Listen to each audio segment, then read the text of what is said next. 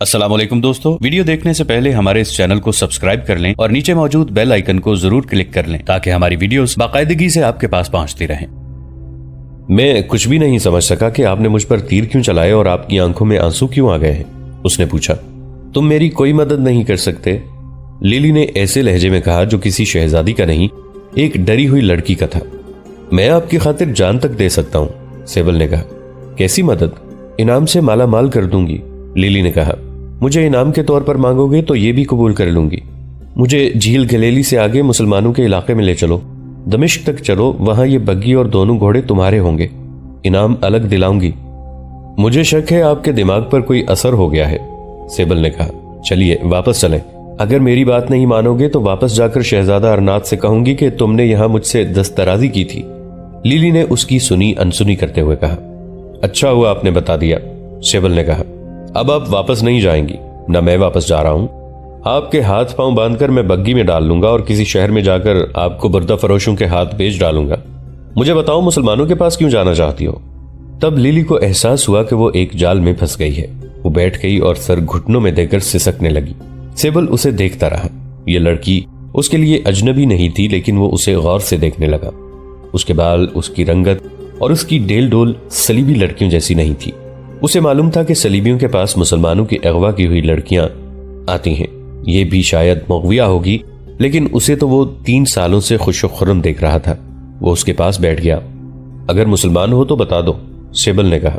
تمہیں شاید اغوا کیا گیا تھا اور تم شہزادہ ارنات کو بتا کر انعام لو گے، لیلی نے کہا، اور اسے بتاؤ گے کہ میں نے بھاگنے کی کوشش کی تھی۔ اسے سیبل کے گلے میں ایک ڈوری لٹکتی نظر آئی۔ اس نے یہ ڈوری کھینچی تو چھوٹی سی سلیب ڈوری سے بندھی ہوئی باہر آ گئی۔ لیلی نے کہا، اسے ہاتھ میں لے کر قسم کھاؤ کہ مجھے دھوکہ نہیں دو گے، ارنات کو نہیں بتاؤ گے کہ میں نے تم پر تیر کیوں چلائے تھے۔ سیبل اس کی اصلیت سمجھ گیا اور بولا، سلیب پر کھائی ہوئی قسم جھوٹی ہوگی۔ اس نے سلیب کی ڈوری گلے سے اتاری اور سلیب پرے پھینک دی۔ کہنے لگا، مسلمان سلیب پر قسم نہیں کھایا کرتے۔ لیلی نے چونک کر سیبل کو دیکھا جیسے اسے سیبل کے الفاظ پر یقین نہ آ رہا ہو۔ اس نے سلیب کو دیکھا جو پرے زمین پر پڑی تھی۔ کوئی صلیبی کتنا ہی گنہگار کیوں نہ ہو، صلیب کی توہین نہیں کرتا۔ سیبل کو بہرحال یقین آ گیا تھا کہ لیلی کسی مسلمان کی بیٹی ہے۔ میں نے تم پر اپنا راز فاش کر دیا ہے، سیبل نے کہا۔ اب تم مجھے بتا دو کہ تمہیں کب اور کہاں سے اغوا کیا گیا تھا۔ میں حج کعبہ سے اپنے والدین کے ساتھ مصر کو واپس آ رہی تھی، لیلی نے ڈرے ہوئے بچے کی طرح کہا۔ بہت بڑا قافلہ تھا۔ اس وقت میری عمر 16-17 سال تھی۔ 4-4.5 سال گزر گئے ہیں۔ کرک کے قریب ان کافروں نے حملہ کیا اور مال و اسباب لوٹ لیا۔ انہوں نے بہت کشت و خون کیا تھا۔ مجھے معلوم نہیں کہ میرے والدین مارے گئے تھے یا زندہ ہیں۔ یہ کافر مجھے اپنے ساتھ لے آئے تھے۔ یہ شاید میری بدقسمتی تھی کہ میں اتنی خوبصورت تھی کہ والی کرک شہزادہ ارنات نے مجھے پسند کر لیا اور اپنے ساتھ رکھ لیا۔ اگر میں اتنی خوبصورت نہ ہوتی تو معلوم نہیں کیسے کیسے درندوں کے ہاتھوں اب تک مر چکی ہوتی۔ شہزادہ ارنات کے آگے میں بہت روئی مگر بیکار تھا۔ اس نے کہا کہ میں اپنی بادشاہی چھوڑ دوں گا، تمہیں نہیں چھوڑوں گا۔ پھر اس نے مجھے شہزادیوں کی طرح رکھا۔ اس نے میرے ساتھ شادی نہیں کی اور مجھے اپنا مذہب قبول کرنے کو بھی نہیں کہا۔ میں اس کی عیاشی کا ذریعہ بنی رہی۔ اس کے پاس کئی اور جوان لڑکیاں تھیں، وہ میری دشمن بن گئیں، لیکن ارنات صرف مجھے ساتھ رکھتا اور میری بات مانتا تھا۔ میں نے اپنی اس حالت کو قبول کر لیا۔ میں اور کر بھی کیا سکتی تھی؟ عورت کی قسمت یہی ہوتی ہے کہ جس کے قبضے میں آ جائے اسی کی ملکیت اور اسی کی غلام ہوتی ہے۔ وہ بولتے بولتے چپ ہو گئی۔ سیبل کو غور سے دیکھ کر بولی، کیا تم یہ ساری باتیں شہزادہ ارنات کو سنا دو گے؟ پھر وہ مجھے کیا سزا دے گا؟ اگر میں واقعی سیبل ہوتا تو یہی کرتا جو تمہیں ڈر ہے، بگی بان نے کہا۔ میں شامی مسلمان ہوں، میرا نام بکر بن محمد ہے۔ تم ان جاسوسوں میں سے تو نہیں جن کے متعلق ارنات کہا کرتا ہے کہ ہمارے ملک میں چھپے ہوئے ہیں؟ لڑکی نے پوچھا اور بولی، میرا نام کلثوم ہوا کرتا تھا۔ میں جو کچھ بھی ہوں، بکر نے جواب دیا، مسلمان ہوں۔ میں تمہیں دھوکہ نہیں دوں گا۔ یہ کوئی نئی بات نہیں کہ ایک اغوا کی ہوئی مسلمان لڑکی کی ملاقات کسی ایسے مسلمان سے ہو گئی ہو جو صلیبیوں کے پاس عیسائیوں کے بہروپ میں ملازم تھا۔ ایسے واقعات پہلے بھی ہو چکے ہیں۔ یہاں تک بھی ہوا ہے کہ بھائی جاسوس بن کر صلیبیوں کے کسی شہر میں گیا تو وہاں اس کی ملاقات اپنی اس بہن سے ہو گئی جو بہت عرصہ پہلے تمہاری طرح اغوا ہوئی تھی۔ حیران نہ ہو کلثوم، تم حج کعبہ سے واپس آ رہی تھیں، خدا نے تمہارا حج قبول کر لیا ہے۔ میں عالم فاضل نہیں کہ تمہیں یہ بتاؤں کہ خدا نے تمہیں یہ سزا کیوں دی ہے۔ البتہ اب یوں نظر آتا ہے جیسے خدا نے تم سے کوئی نیکی کا کام کرانے کے لیے اس جہنم میں پھینکا تھا۔ تم صرف فرار ہونا چاہتی ہو یا فرار کا کوئی مقصد بھی ہے؟ بہت بڑا مقصد، کلثوم نے کہا۔ تم شاید نہیں جانتے کہ اقرا کے پادری نے ان صلیبیوں کو یہاں کیوں بلایا ہے۔ رات ارنات جب اپنے خیمے میں آیا تو وہ نشے میں جھوم رہا تھا۔ اس نے مجھے بازوؤں پر اٹھا لیا اور بولا، تم بہت بڑے ملک کی ملکہ بننے والی ہو۔ صلاح الدین ایوبی چند دنوں کا مہمان ہے، وہ ہمارے جال میں آ رہا ہے، بہت جلدی آ رہا ہے۔ میں نے خوشی کا اظہار کیا اور اس سے پوچھا کہ ان کا منصوبہ کیا ہے۔ اس نے مجھے پوری تفصیل سے بتا دیا ہے کہ یہاں جتنے صلیبی حکمران آئے ہیں انہوں نے صلیب پر ہاتھ رکھ کر اتحاد اور ایک دوسرے سے وفاداری کا حلف اٹھایا ہے۔ کیا یہ صلاح الدین ایوبی کے کسی علاقے پر حملہ کریں گے؟ میرے فرار کا مقصد یہی ہے کہ سلطان ایوبی تک یہ خبر پہنچاؤں کہ صلیبیوں کے ارادے اور منصوبے کیا ہیں اور انہوں نے کتنی فوج جمع کر لی ہے اور اسے کہاں کہاں تقسیم کر کے پھیلایا ہے۔ ارنات نے مجھے بتایا ہے کہ یہ لوگ حملہ کرنے نہیں جائیں گے بلکہ سلطان ایوبی کو حملے کا موقع دیں گے تاکہ وہ اپنے مستقر سے دور آ جائے اور اس کی رسد کے راستے لمبے ہو جائیں۔ ان کا ارادہ یہ بھی ہے کہ اگر سلطان ایوبی نے کچھ عرصے تک حملہ نہ کیا تو یہ لوگ تین اطراف سے پیش قدمی اور یلغار کریں گے۔ تمہیں اچانک یہ کیوں خیال آیا ہے کہ یہ خبر سلطان ایوبی تک پہنچنی چاہیے؟ بکر بن محمد نے پوچھا اور اسے بتایا۔ کلثوم، میں اسی میدان کا مجاہد ہوں۔ اگر میں تمہیں کہوں کہ تم ارنات کے کہنے پر سلطان ایوبی کو غلط خبر دینے جا رہی ہو تاکہ وہ گمراہ ہو جائے تو اس کا کیا جواب دو گی؟ یہ کہ تم کم عقل آدمی ہو، کلثوم نے جواب دیا۔ اگر تم سلطان ایوبی کے جاسوس ہو تو تم بے وقوف جاسوس ہو۔ تم اپنی فوجوں کو صلیبیوں کے ہاتھوں مرواؤ گے۔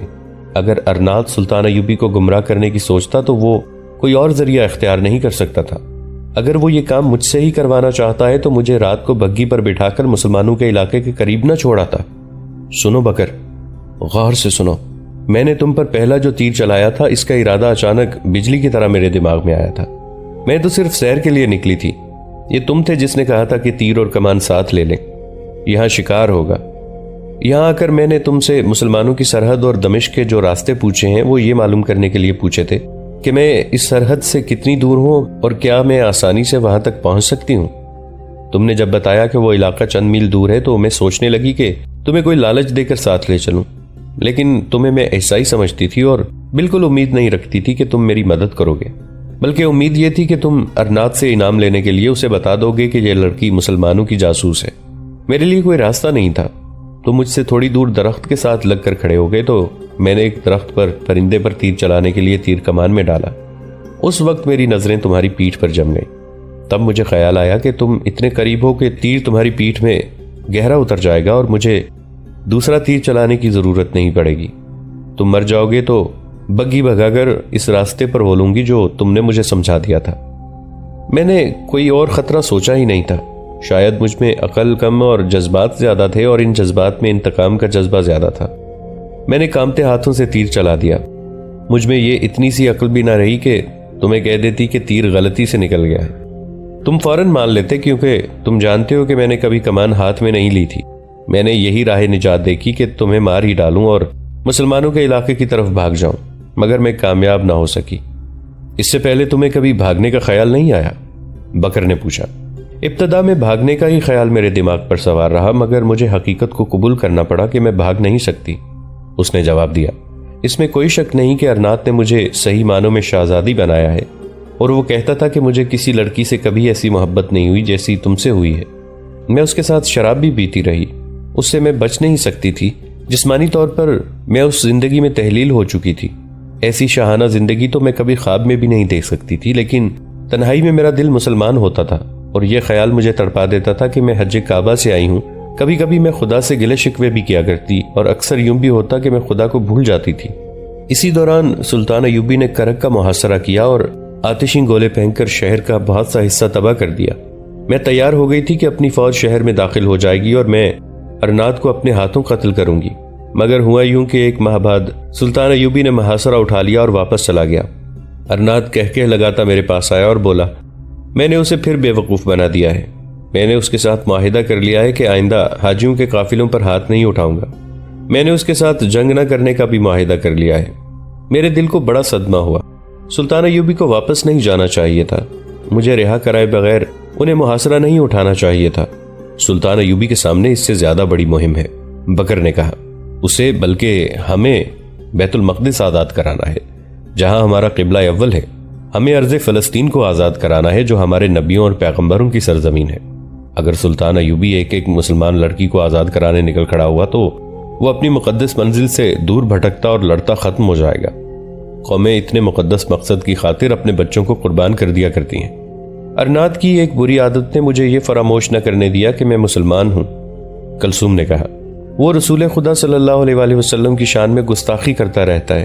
وہ یہ بھی کہتا ہے کہ سلطان ایوبی اپنے قبلہ اول تک پہنچنے کے لیے ہاتھ پاؤں مار رہا ہے اور ہم اس کے خانہ کعبہ کو مسمار کرنے اور اپنی عبادت گاہ بنانے کے لیے جا رہے ہیں۔ صلیبیوں کے ان عزائم کا تذکرہ یورپی مورخوں نے بھی کیا ہے کہ صلیبیوں نے خانہ کعبہ اور رسول مقبول صلی اللہ علیہ وآلہ وسلم کا روضہ مبارک مسمار کرنے کا منصوبہ تیار کر لیا تھا اور ایک بار مدینہ منورہ سے 3 میل دور تک پہنچ بھی گئے تھے۔ کرک کا جو محاصرہ سلطان ایوبی نے کیا اور 1 ماہ بعد اٹھا لیا تھا، یہ بھی ایک تاریخی واقعہ ہے۔ محاصرہ اٹھانے کی وجہ یہ نہیں تھی کہ ارنات نے جنگ نہ کرنے اور آئندہ حاجیوں کے قافلوں پر حملہ نہ کرنے کا معاہدہ کر لیا تھا۔ وہ تو سلطان ایوبی کو معلوم تھا کہ صلیبی معاہدے توڑنے کے لیے کیا کرتے ہیں۔ محاصرہ اٹھانے کی اصل وجہ یہ تھی کہ وہ بیت المقدس کی فتح کی تیاریوں میں مصروف تھے۔ ارنات نے اس معاہدے کے 2 ہی سال بعد حاجیوں کے ایک اور قافلے پر حملہ کیا تھا۔ اس معاہدے کی میعاد 1188 عیسوی تک تھی۔ سلطان ایوبی نے 1187 عیسوی میں ہتین کی طرف پیش قدمی کی تھی اور اس عہد کے ساتھ وہ دمشق سے نکلے تھے کہ ارنات کو اپنے ہاتھوں قتل کریں گے۔ کلثوم بکر کو بتا رہی تھی، ارنات کے ساتھ میں خوش بھی رہی اور میرے دل میں انتقام بھی موجود رہا۔ وہ کبھی کبھی مجھے بتایا کرتا تھا کہ سلطان ایوبی کے جاسوس بیس بدل کر آ جاتے ہیں اور یہاں کے راز لے جاتے ہیں۔ اس نے یہ بھی بتایا تھا کہ بڑی حسین صلیبی اور یہودی لڑکیاں مسلمانوں کے علاقوں میں مسلمانوں کی طرح کے ناموں سے اونچے رتبوں اور عہدے والے حاکموں کو جال میں پھانس لیتی اور انہیں صلیب کے مقاصد کے لیے استعمال کرتی ہیں۔ ارنات مجھے ان لڑکیوں کی کہانی سنایا کرتا تھا۔ یہ سن کر مجھے کئی بار خیال آیا کہ یہ لڑکیاں اپنے مذہب کے لیے اپنی آبرو قربان کر دیتی ہیں۔ عصمت ہی وہ موتی ہے جس کے تحفظ کے لیے عورت جان پر کھیل جاتی ہے، لیکن یہ لڑکیاں اتنی بڑی قربانیاں دے ڈالتی ہیں۔ میری آبرو تو لٹ ہی چکی تھی۔ میں نے ارادہ کر لیا کہ اپنے مذہب کے لیے قربانی دوں گی، مگر مجھے موقع نہیں ملتا تھا۔ اب یہاں اگر ارنات نے مجھے ایسا راز دیا ہے جو سلطان تک پہنچنا چاہیے، شاید خدا نے مجھے اسی نیکی کے لیے اس جہنم میں بھیجا تھا۔ کیا تم مجھے بتا سکتے ہو کہ اس خبر سے سلطان ایوبی کو کوئی فائدہ پہنچے گا؟ بہت زیادہ، بکر نے کہا، لیکن یہ خبر تم نہیں لے کر جاؤ گی۔ اگر تم یا ہم دونوں یہاں سے غائب ہو گئے تو شہزادہ ارنات فوراً سمجھ لے گا کہ ہم دونوں جاسوس تھے۔ اس طرح یہ اپنے منصوبوں میں رد و بدل کر دیں گے اور ہم سلطان ایوبی تک جو خبر پہنچائیں گے وہ اس کی شکست کا باعث بن سکتی ہے۔ اس کا مطلب یہ ہوا کہ ہم اتنی اہم خبر سلطان ایوبی تک نہیں پہنچا سکتے، کلثوم نے کہا۔ پہنچا سکتے ہیں اور پہنچائی جائے گی، بکر نے کہا، لیکن کرک واپس جا کر یہ انتظام ہوگا۔ تم جاؤ گے؟ کلثوم نے پوچھا۔ میں یہاں سے بھاگنا بھی چاہتی ہوں۔ میں نہیں جاؤں گا، بکر نے کہا۔ تم بھی نہیں جاؤ گی؟ کرک میں میرے ساتھی موجود ہیں، خبریں لے جانے کا کام ان کی ذمہ داری ہے، میرا کام خبریں حاصل کرنا ہے۔ اب یہ کام تم کرو گی، تمہارا کام ختم نہیں ہوا، ابھی شروع ہوا ہے۔ میں تمہیں بتاؤں گا کہ سلطان کو کس قسم کی معلومات کی ضرورت ہے۔ یہ معلومات تم مجھے دو گی اور میں انہیں دمشق تک پہنچا دوں گا۔ تو مجھے اس جہنم میں ہی رہنا پڑے گا؟ کلثوم نے اداس سا ہو کے پوچھا۔ ہاں، بکر نے جواب دیا، تمہیں اس جہنم میں اور مجھے موت کے منہ میں موجود رہنا پڑے گا۔ کلثوم، تمہیں یہ قربانی دینے پڑے گی۔ سلطان کہا کرتے ہیں کہ ایک جاسوس یا ایک چھاپا مار اپنی پوری فوج کی فتح یا شکست کا باعث بن سکتا ہے، لیکن جاسوس ہر لمحہ موت کے منہ میں کھڑا رہتا ہے۔ جاسوس جب دشمن کے ہاتھ چڑھ جاتا ہے تو فوراً قتل نہیں کر دیا جاتا، اسے اذیتیں دی جاتی ہیں، اس کی کھال آہستہ آہستہ اتاری جاتی ہے، اسے مرنے نہیں دیا جاتا، اسے جینے بھی نہیں دیا جاتا۔ لیکن اپنے مذہب اور اپنے وطن کے لیے کسی نہ کسی کو اپنی زندہ کھال اتروانی ہی پڑتی ہے۔ قوموں کا نام و نشان اس وقت مٹنا شروع ہوتا ہے جب ان میں قربانی کا جذبہ ختم ہو جاتا ہے۔ تم نے جہاں 4 سال گزار دیے ہیں وہاں 4 مہینے اور گزار دو۔ تم اب ارنات کو اپنا آقا نہ سمجھو، اس کے ساتھ پہلے سے زیادہ محبت کا اظہار کرو، لیکن دل میں تم یہ سمجھو کہ تم نے ایک ایسے زہریلے ناگ پر قبضہ کر رکھا ہے جو تمہارے ہاتھ سے آزاد ہو گیا تو عالم اسلام کو ڈس لے گا۔ مجھے بتاؤ، کلثوم نے بےتاب ہو کر پوچھا۔ خدا کے لیے مجھے بتاتے رہو کہ میں اپنے خدا کے حضور کس طرح سرخرو ہو سکتی ہوں۔ بکر نے اسے بتانا شروع کر دیا، اسے مکمل ہدایات دیں اور کہا، سب کے سامنے یہ ظاہر نہ ہونے دینا کہ میرا اور تمہارا کوئی اور بھی تعلق ہے۔ یہاں ہمارے جاسوسوں کا سراغ لگانے والے صلیبی جاسوس بھیس بدل کر گھومتے پھرتے رہتے ہیں۔ یہ بھی یاد رکھو کہ صرف ہم دونوں جاسوس نہیں، ہمارے اور بھی بہت سے ساتھی ہیں، وہ ہر اس شہر میں موجود ہیں جہاں صلیبی حکمران اور جرنیل موجود ہیں، ان میں سے ایک بہادر اور عقل مند ہے۔ دل میں یہ خوش فہمی نہ رکھنا کہ ہم دونوں کوئی بہت بڑا کارنامہ کر رہے ہیں، خدا پر احسان نہ کرنا، یہ ہمارا فرض ہے جو ہمیں ادا کرنا ہے، خواہ کیسی یہ اذیت میں کیوں نہ ڈال دیا جائے۔ کلثوم جب خیمہ گاہ میں اپنے خیمے کے سامنے بگی سے اتری، اس وقت وہ شہزادی لیلی تھی اور بکر بن محمد سیبل تھا۔ کلثوم جب بگی سے اتر رہی تھی اس وقت سیبل بگی کے پاس کھڑا غلاموں کی طرح جھکا ہوا تھا۔ خیمے میں گئی تو ارنات ایک نقشے پر جھکا ہوا تھا۔ کلثوم نے اسے کہا کہ وہ سیر کے لیے نکل گئی اور شکار بھی کھیلا تھا۔ کیا مارا؟ ارنات نے نقشے سے نظریں ہٹائے بغیر پوچھا۔ کچھ بھی نہیں، کلثوم نے جواب دیا۔ سب تیر خطا گئے، لیکن جلدی ہی شکار مارنے کے قابل ہو جاؤں گی۔ یہ کہہ کر وہ بھی نقشے پر جھک گئی۔ اس نے پوچھا، پیش قدمی کا نقشہ ہے یا دفاع کا؟ پیش قدمی صلاح الدین ایوبی کرے گا، ارنات نے بے خیالی کے عالم میں کہا، اور دفاع بھی اسی کو کرنا پڑے گا کیونکہ ہم اسے جال میں لا رہے ہیں۔ اس کا دم خم ختم کر کے ہم پیش قدمی کریں گے، ہمیں روکنے والا کوئی نہیں ہوگا۔ تم اپنے خیمے میں جاؤ لیلی، مجھے بہت کچھ سوچنا ہے۔ آج رات ہماری جو کانفرنس ہوگی اس میں جنگ کا منصوبہ اور نقشہ بنایا جائے گا۔ مجھے جو مشورے دینے ہیں ان میں کوئی غلطی نہیں ہونی چاہیے۔ اس کا نام کلثوم ہے اور بکر بن محمد اس کے ساتھ ہے، وہ ارنات کا بگی بان ہے۔ سلطان ایوبی کی انٹیلیجنس کا نائب سربراہ حسن بن عبداللہ انہیں کرک کے جاسوسوں کی بھیجی ہوئی پوری خبر سنا چکے تھے۔ سلطان کی آنکھیں لال ہو گئیں۔ انہوں نے کہا، کون بتا سکتا ہے کہ ہماری کتنی بیٹیاں ان کفار کے قبضے میں ہیں اور ان کی عیاشی کا ذریعہ بنی ہوئی ہیں۔ میں ارنات کو نہیں بخشوں گا۔ خیال رکھنا حسن، اس لڑکی کو وہاں سے نکالنا ہے، لیکن ابھی نہیں۔ کرک میں ہمارے جو آدمی ہیں وہ اسے موزوں وقت پر نکال لائیں گے۔ حسن بن عبداللہ نے کہا، اکرا کا پادری اور یہ صلیبی اتحادی ناصرہ میں 3 روز رہے اور انہوں نے پلان اور نقشہ تیار کر لیا تھا۔ کلثوم نے ارنات سے سب کچھ معلوم کر لیا اور بکر کو بتا دیا۔ صلیبیوں کو بھی سلطان ایوبی کے کئی راز معلوم ہو گئے تھے۔ ان کے جاسوس موصل، حلب، دمشق، قاہرہ اور ہر جگہ موجود تھے۔ انہوں نے صلیبیوں کو صحیح اطلاعیں بھیجی تھی۔ صلیبیوں کو یہ بھی پتا چلا تھا کہ مصر سے فوج آ رہی ہے۔ صلیبیوں کو یہ بھی معلوم ہو گیا تھا کہ سلطان ایوبی بہت جلدی پیش قدمی کرنے والے ہیں، لہٰذا انہوں نے دفاع میں لڑنے پھر سلطان ایوبی کو گھیرے میں لینے کا پلان تیار کیا تھا۔ اس مقصد کے لیے انہوں نے مختلف جگہوں پر فوج خیمہ تن کر دی تھی۔ انہیں ابھی یہ معلوم نہیں ہوا تھا کہ سلطان ایوبی کدھر سے آئیں گے اور میدان جنگ کون سا ہوگا۔ اپنے اندازے کے مطابق انہوں نے سلطان ایوبی کی فوج کی نفری، پیادہ اور سوار کا حساب لگا لیا تھا۔ حسن بن عبداللہ نے کرک سے آئے ہوئے اپنے آدمی سے تفصیلی رپورٹ لی۔ اس جاسوس نے کلثوم اور بکر کے متعلق بھی بتایا۔ حسن بن عبداللہ نے یہ رپورٹ سلطان ایوبی کو دی۔ یہ اطلاع ان تمام اطلاعوں کی تصدیق کرتی ہے جو ہمیں دوسری جگہوں کے جاسوسوں نے بھیجی ہیں۔ سلطان ایوبی نے کہا، یہ تو ہمیں پہلے ہی معلوم ہو چکا ہے کہ صلیبی میرا انتظار کر رہے ہیں۔ اب کرک کی اطلاع نے اس کی تصدیق کر دی ہے۔ اس میں نئی بات یہ ہے کہ چند ایک صلیبیوں نے اتحاد کر لیا ہے اور مجھے ان کی متحدہ فوج سے لڑنا ہوگا۔ اس کے علاوہ یہ اطلاع نہیں ہے کہ جنگی طاقت کتنی ہے۔ ان کے ساتھ 2200 نائٹ ہوں گے۔ یہ بلا شبہ بڑی طاقت ہے۔ نائٹ سر سے پاؤں تک زیرہ بختر میں ملبوس اور محفوظ ہوتا ہے۔ نائٹوں کے گھوڑے عام جنگی گھوڑوں کی نسبت زیادہ طاقتور اور پھرتیلے ہوتے ہیں۔ میں انہیں گرمیوں کے عروج میں لڑاؤں گا۔ ادھر ان زیرہ پوش نائٹوں کے ساتھ 8000 سوار ہوں گے۔ حسن بن عبداللہ نے کہا، پیادہ فوج کی تعداد 30,000 سے زیادہ بتائی گئی ہے۔ میرے لیے یہ خبر نئی نہیں ہے کہ شاہ آرمینیا کی فوج بھی صلیبیوں کے پاس آ رہی ہے۔ سلطان ایوبی نے کہا، یہ صلیبیوں کی 30-32,000 فوج کے علاوہ ہوگی۔ یہ ملا کر دشمن کی نفری 40,000 ہو جائے گی۔ کرک کی اطلاع اور دوسری جگہوں سے آنے والی اطلاعوں سے یہ یقین ہو گیا ہے کہ صلیبی دفاعی جنگ لڑیں گے اور مجھے گھیرے میں لیں گے۔ اس کے مطابق میرا یہ فیصلہ صحیح معلوم ہوتا ہے کہ میں ہتین کے مضافات میں لڑوں گا۔ اس علاقے سے میں اچھی طرح واقف ہوں۔ میرے رفیقوں، اب وقت آ گیا ہے کہ ہم اس فرض کی ادائیگی کے لیے نکل کھڑے ہوں جو خدائے ذوالجلال نے ہمیں سونپا ہے۔ سلطان صلاح الدین ایوبی نے دمشق میں اپنے بڑے کمرے میں سالاروں اور نائب سالاروں سے خطاب کرتے ہوئے کہا، ہم اقتدار کے لیے آپس میں لڑنے اور مرنے کے لیے پیدا نہیں کیے گئے تھے۔ ہم نے آپس میں بہت کچھ تو خون کر لیا ہے۔ اس دوران دشمن نے ارض فلسطین پر اپنے پنجے گہرے اتار لیے ہیں۔ قوم نے ہمارے ہاتھ میں تلوار دے دی ہے اور اس اعتماد کے ساتھ دی ہے کہ ہم دشمنان دین کا خاتمہ کریں گے اور عرب کی مقدس سرزمین کو کفار کے ناپاک وجود سے پاک کریں گے۔ کئی برسوں سے مسلسل لڑ رہے ہیں، لیکن اصل جنگ اب شروع ہو رہی ہے۔ اپنے ذہنوں میں اس جنگ کے مقصد کو تازہ کر لو۔ یہ فیصلہ کر لو کہ ہمیں ایک آزاد اور باوقار قوم کی حیثیت سے زندہ رہنا ہے اور ہمیں اپنے خدا کے عظیم مذہب کو کفر کے گھناؤنے سائے سے آزاد رکھنا ہے۔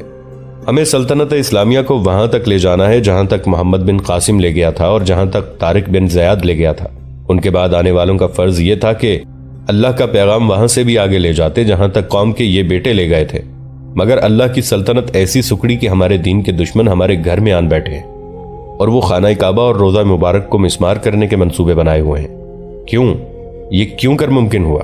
جب بادشاہی کا جنون دماغوں پر قابض ہوتا ہے، وہاں سرحدیں سکڑتی ہیں اور تخت و تاج کی خاطر عمرا اپنے مذہب اور اپنی غیرت کو بھی ترک کر دیا کرتے ہیں۔ ہمارے زوال کا باعث تخت و تاج کا نشہ اور زر و جواہرات کی محبت ہے۔ کہاں وہ وقت کہ ہم دنیا پر چھا گئے تھے، اور کہاں ہمارا وقت کہ دنیا ہم پر چھا گئی ہے اور ہم آخرت کو فراموش کیے بیٹھے ہیں۔ ہم میں دوست اور دشمن کی پہچان نہیں رہی۔ عسکری جذبے پر فانی دنیا کی جھوٹی لذتوں کا جادو چل گیا ہے۔ یاد رکھو میرے رفیقو، میں آپ کو کئی بار کہہ چکا ہوں کہ قوم کی قسمت تلوار کی نوک سے لکھی جاتی ہے، اور یہ تحریر ان مجاہدوں کی ہوتی ہے جن کے ہاتھ میں تلوار ہوتی ہے۔ جب سالار تخت پر بیٹھ کر سر پر تاج رکھ لیتے ہیں تو ان کے ہاتھوں میں طاقت نہیں رہتی کہ تلوار نیام سے باہر کھینچ سکے۔ ان کے دلوں میں اپنے عقیدے اور اپنی قوم کے وقار کے تحفظ کا جذبہ نہیں رہتا۔ پھر مذہب کا استعمال یہی رہ جاتا ہے کہ اپنی رعایا کو مذہب کے نام پر دھوکے دو اور دشمن کے ساتھ در پردہ دوستی کر لو، تاکہ آرام سے اللہ کے نیک بندوں اور سادہ لو بندوں پر حکومت کر سکو۔ ہم آج اسلام کی عظمت کی خاطر صرف اس لیے گھروں کو خیر بات کہنے اور دشمن پر ٹوٹ پڑنے کے قابل ہوئے ہیں کہ ہم نے اقتدار کے پجاریوں کو ختم کر دیا ہے۔ ہم نے آستین کے سانپوں کا سر کچل ڈالا ہے۔ اگر ہم ہار گئے تو اس کی وجہ اس کے سوا اور کوئی نہیں ہو سکتی کہ ہماری نیت میں فتور تھا۔ سلطان ایوبی ایسی جذباتی اور لمبی تقریر کرنے کے عادی نہیں تھے، لیکن جس مہم کے لیے وہ نکل رہے تھے اس کے لیے سب کو ذہنی اور روحانی طور پر تیار کرنا ضروری تھا۔ یہ ان کے وفادار اور قابل اعتماد سالار اور نائب سالار تھے۔ ان میں مظفر الدین جیسا قابل اور دلیر سالار بھی موجود تھا، جو کسی وقت ان کا ساتھ چھوڑ کر ان کے مخالف کیمپ میں چلا گیا اور ان کے خلاف لڑا بھی تھا۔ اس کے ساتھ تقی الدین اور افضل الدین، فرخ شاہ اور ملک العادل جیسے سالار بھی تھے جو اس کے اپنے خاندان اور اپنے خون کے رشتے کے تھے۔ سالار ککبوری اس کا دست راست تھا۔ ان میں کوئی ایسا نہیں تھا جو فنی، تکنیکی اور جذباتی لحاظ سے کمتر ہوتا، لیکن سلطان ایوبی پہلی بار ارض فلسطین میں حملے کے لیے جا رہے تھے اور ان کی منزل بیت المقدس تھی۔ یہ مہم آسان نہیں تھی۔ صلیبیوں کی جنگی قوت زیادہ بھی تھی اور برتر بھی۔ صلیبیوں کو یہ فائدہ حاصل تھا کہ انہیں دفاع میں اپنی زمین پر لڑنا تھا، جہاں انہیں رسد کا کوئی مسئلہ درپیش نہیں تھا اور وہ اپنے مستقر کے قریب تھے۔ سلطان ایوبی اپنے مستقر سے دور جا رہے تھے، جہاں تک رسد کے راستے مخدوش تھے۔ جنگی فنون کے مطابق زیادہ تر دشواریاں حملہ آور کو پیش آتی ہیں، اور حملہ آور کی نفری دشمن سے اگر 3 گنا نہیں تو دگنی ضرور ہونی چاہیے۔ مگر سلطان ایوبی کی نفری کم تھی۔ انہیں یقین تھا کہ یہ جنگ بہت طول پکڑے گی اور گھروں کو واپس آنا ممکن نہیں ہوگا۔ اس لیے انہوں نے یہ ضروری سمجھا کہ اپنے سالاروں کو بتا دیں کہ وہ طارق بن زیاد کی اس کارروائی کو ذہن میں رکھیں جس میں انہوں نے بحر روم پار کر کے کشتیاں جلا ڈالی تھیں، کہ واپسی کا خیال ہی ذہن سے نکل جائے۔ قاضی بہاؤالدین شداد نے اپنی یادداشتوں بعنوان سلطان صلاح الدین ایوبی پر کیا افتاد پڑی میں لکھا ہے: سلطان کا عقیدہ یہ تھا کہ خدا نے کفار کے خلاف لڑنے کا جو حکم دیا ہے یہ اس کا فرض اولین ہے، جسے دنیا کے ہر کام اور ہر فرض پر فوقیت حاصل ہے۔ کفار سے لڑنا اور اللہ کی حکمرانی قائم کرنا اس کا ایسا فرض ہے جو خدا کے حکم سے اسے سونپا گیا ہے۔ زیادہ سے زیادہ ملکوں کو اللہ کی سلطنت میں شامل کرنا اور بنی نوع انسان کو اطاعت الہی کی طرف لانا۔ اس نے تمام فوجوں کو جہاں جہاں وہ تھیں اشتراک کے مقام پر جمع ہونے کا جو حکم بھیجا، اس میں اللہ کے حکم کے الفاظ بھی لکھے۔ سلطان ایوبی کی نظریں مستقبل کی تاریکیوں میں جھانک رہی تھیں۔ انہوں نے ہتین کے مقام کو میدان جنگ بنانے کا فیصلہ کیا تھا۔ ہتین فلسطین کا ایک گمنام سا گاؤں تھا، لیکن سلطان ایوبی نے اسے وہ عظمت بخشی کہ عیسائی دنیا کے جنگی مبصر آج بھی تجزیے کرتے نظر آتے ہیں کہ صلیبی جنگوں کے اس ہیرو نے کس قسم کی چالوں اور اسٹریٹجی سے اتنے طاقتور اور برتر اسلحے والے دشمن کو ایسی شرمناک شکست دی تھی کہ صلیبیوں کے ایک کے سوا باقی تمام حکمران جنگی قیدی ہو گئے تھے۔ جنگی علوم کی باریکیاں سمجھنے والے مبصروں اور مورخوں نے سلطان ایوبی کی دیگر خوبیوں کے علاوہ ان کے انٹیلیجنس اور کاؤنٹر انٹیلیجنس اور کمانڈو آپریشن کو خراج تحسین پیش کیا ہے۔ یہ ہے بھی حقیقت کہ بکر بن محمد جیسے جاسوس اپنی جانیں موت کے منہ میں رکھ کر اہم معلومات حاصل کر رہے تھے اور سلطان ایوبی تک پہنچا رہے تھے۔ کلثوم جیسی مظلوم لڑکیاں شاہانہ زندگی اور عیش و عشرت کو ٹھکرا کر اپنے طور پر اسلامی فوج کی مدد کر رہی تھیں۔ تاریخ ان گمنام غازیوں اور شہیدوں کے نام بتانے سے قاصر ہے جنہوں نے پس پردہ اور زمین دوز جہاد کیا اور ہتین کو تاریخ اسلام کی عظمت کا نشان بنایا۔ سلطان ایوبی ہمیشہ جمعہ کے مبارک دن لڑائی کے لیے کوچ کیا کرتے تھے کہ یہ قبولیت کا دن ہے۔ اس مبارک دن ہر مسلمان خدا کے حضور جھکا ہوا ہوتا ہے۔ جب سپاہی اپنی قوم کو عبادت میں مصروف چھوڑ کر جہاد کے لیے نکلتا ہے تو ساری قوم کی دعائیں اس کے ساتھ ہوتی ہیں۔ ہتین کو کوچ کرنے کے لیے بھی انہوں نے جمعہ کا دن منتخب کیا۔ 15 مارچ 1187 عیسوی کا دن تھا۔ انہوں نے فوج کا صرف ایک حصہ ساتھ لیا اور کرک کے قریب جا کر خیمہ زن ہو گئے۔ صلیبی جاسوسوں نے فوراً اپنی اتحادی فوج کو خبر پہنچا دی کہ سلطان ایوبی کرک کے قریب خیمہ زن ہو گئے ہیں۔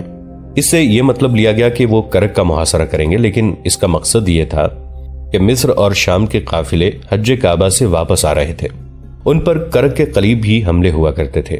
والی کرک شہزادہ ارنات اس معاملے میں بڑا ہی بدطینت تھا۔ سلطان ایوبی ان قافلوں کو خیریت سے وہاں سے گزارنے کے لیے اس علاقے میں چلے گئے تھے۔ اس کے علاوہ ان کا مقصد یہ بھی تھا کہ صلیبیوں کو دھوکہ دے کر اور اپنا دفاع پھیلا دینے پر مجبور ہو جائیں۔ انہوں نے اپنے سالاروں کو بتا دیا تھا کہ قافلے گزار کر وہ کہاں جائیں گے۔ کرک کے محل میں تو جیسے زلزلہ آ گیا تھا۔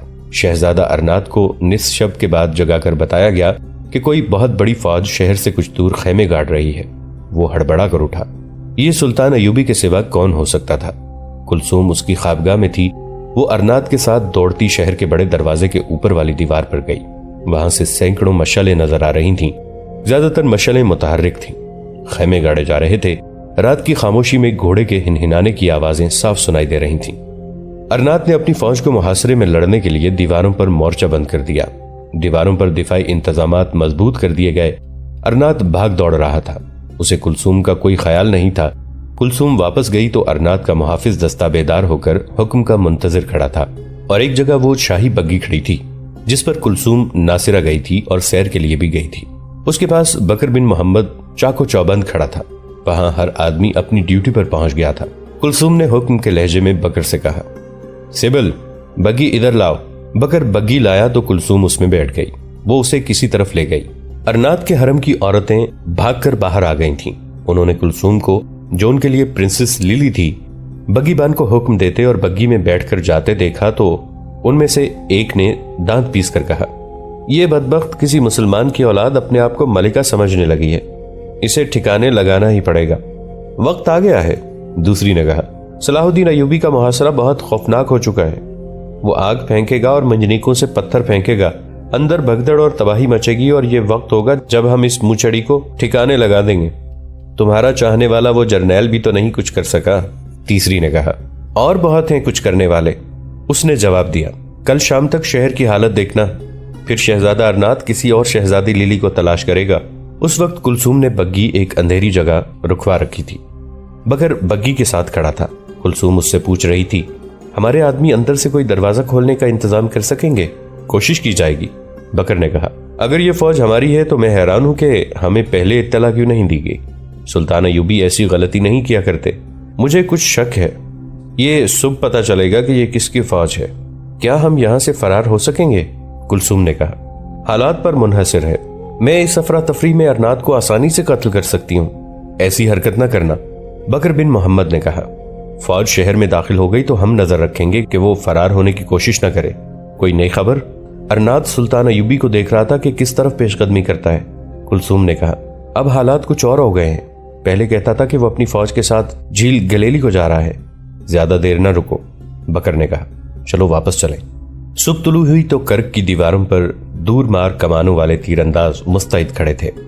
پتھر اور آگ کی ہانڈیاں پھینکنے والی منجنیکیں نصب ہو چکی تھیں۔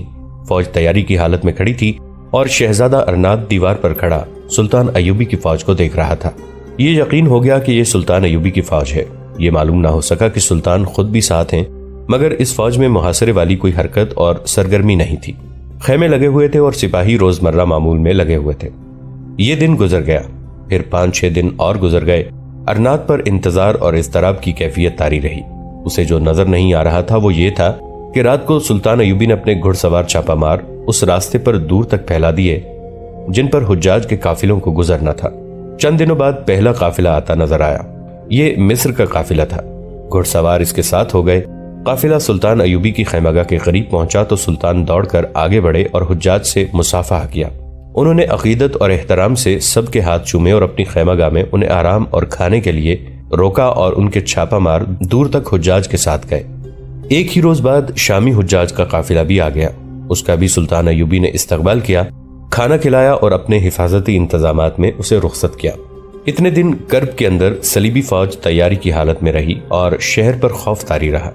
سلطان ایوبی کے جاسوس اپنی سرگرمیوں میں مصروف رہے۔ ایک صبح ارنات کو اطلاع ملی کہ سلطان ایوبی کی فوج جا رہی ہے۔ ارنات اس کے سوا کچھ بھی نہ دیکھ سکا کہ حجاج کے دونوں قافلے سلطان ایوبی کی فوج کی حفاظت میں گزر گئے ہیں۔ سلطان ایوبی کے صرف جاسوسوں کو معلوم تھا کہ اصل مقصد کیا تھا۔ انہوں نے کوچ سے پہلے انہیں اطلاع بھجوا دی تھی کہ فوج کہیں اور جا رہی ہے اور وہ جاسوس ارنات کی نقل و حرکت کی اطلاعیں دیتے رہے۔ 27 مئی 1187 عیسوی بمطابق 15 ربیع الاول کے روز سلطان ایشتر کے مقام پر جا خیمہ زن ہوئے۔ وہاں مصر اور شام کی فوجیں ان سے جا ملیں۔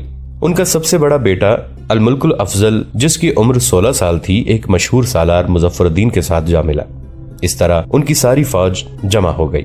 انہوں نے تمام سالاروں، نائب سالاروں کو آخری ہدایات دینے کے لیے جمع کیا اور کہا، میرے رفیقو، اللہ تمہارا مددگار ہو۔ دلوں سے اپنے عزیزوں اور اپنے گھر والوں کا خیال نکال دو اور دلوں میں قبلہ اول کو بسا لو اور دلوں میں خدائے ذوالجلال کا اسم مبارک نقش کر لو، جس نے ہمیں یہ سعادت بخشی ہے کہ قبلہ اول کو آزاد کرائیں اور اپنی بیٹیوں کی بے عزتی کا انتقام لیں جو کفار کے ہاتھوں بے آبرو ہوئیں۔ اب ہم جو بات کریں گے وہ حقیقت کی کریں گے۔ ہماری تعداد دشمن کے مقابلے میں کم ہے اور آپ کا مقابلہ 7 صلیبی بادشاہوں کی متحدہ فوج کے ساتھ ہے، جس میں 2200 سر سے پاؤں تک زرہ بختر میں ڈوبے ہوئے نائٹ ہیں۔ ان کی دوسری فوج نیم زرہ پوش ہے۔ اس فوج کو یہ سہولت حاصل ہے کہ اپنے مستقر کے قریب ہے اور یہ سارا علاقہ اس کا اپنا ہے، جہاں اسے رسد کی کوئی دشواری نہیں ہوگی۔ ہمیں 2 جنگیں لڑنی ہیں، ایک براہ راست دشمن کے خلاف اور دوسری ان دشواریوں کے خلاف جو ہمیں درپیش ہوں گی۔ یہ دشواریاں دشمن کی طرف منتقل کرنی ہیں۔ انہوں نے نقشہ پھیلا کر اپنی تلوار کی نوک سے سب کو بتایا کہ ان کا میدان جنگ کون سا ہوگا۔ جو سالار جگہ سے واقف تھے انہوں نے چونک کر سلطان ایوبی کی طرف دیکھا۔ ان کی آنکھوں میں حیرت تھی۔ سلطان ایوبی ان کے استجاب کو سمجھ گئے اور مسکرائے۔ یہ ہتین کے مضافات کا میدان ہے، انہوں نے کہا۔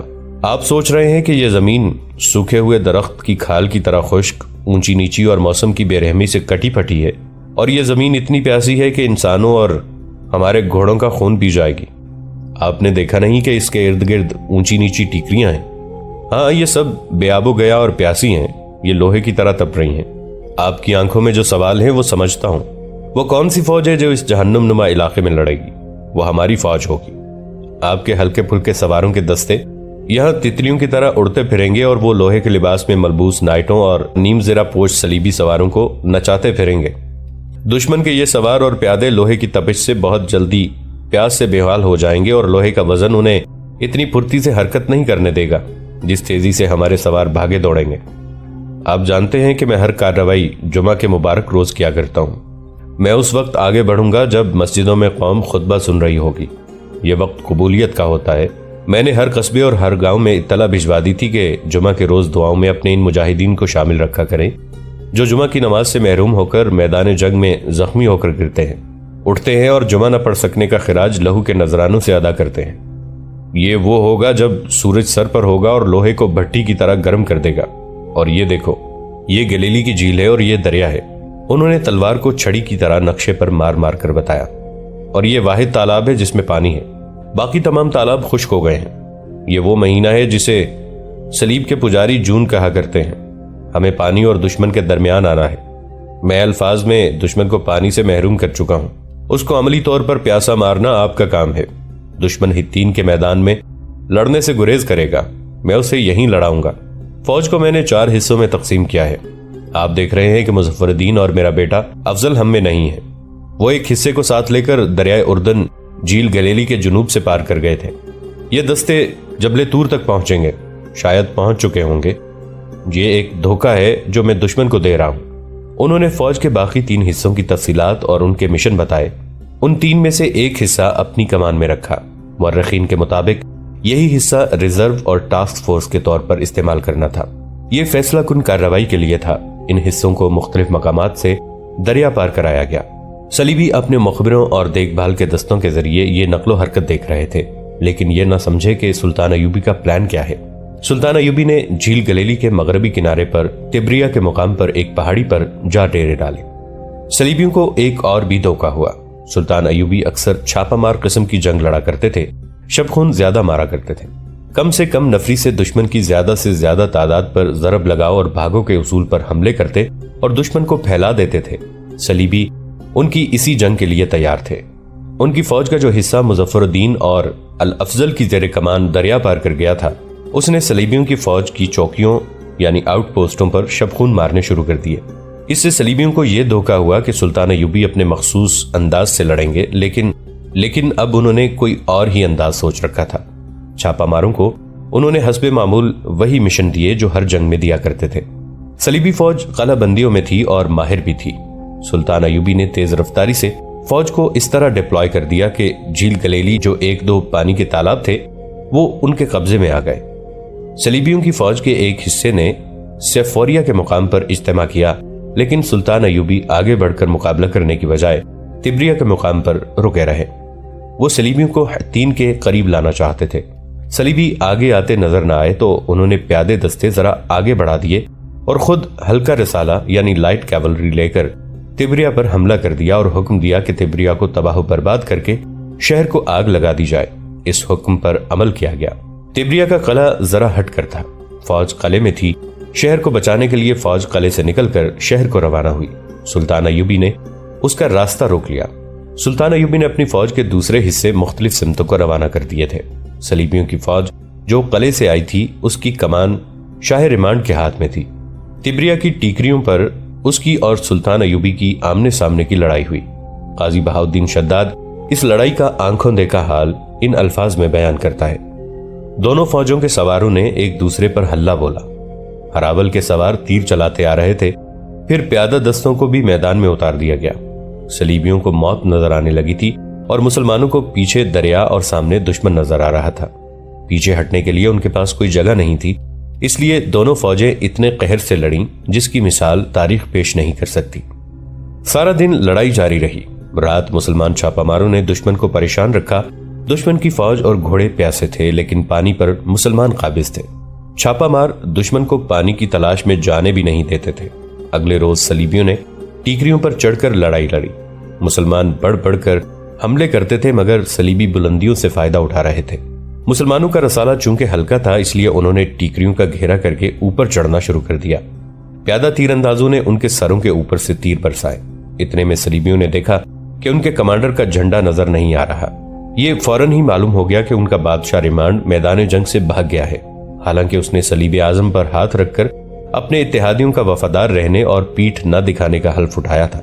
मौर्रिख लिखते हैं कि सलीब आजम हित्तीन की इस जंग में साथ लाई गई थी। सलीबियों के भागने के रास्ते मसदूद हो चुके थे। वो अब दिफाई जंग लड़ रहे थे। बुलंदियां उनकी मदद कर रही थीं। ये दिन भी गुजर गया।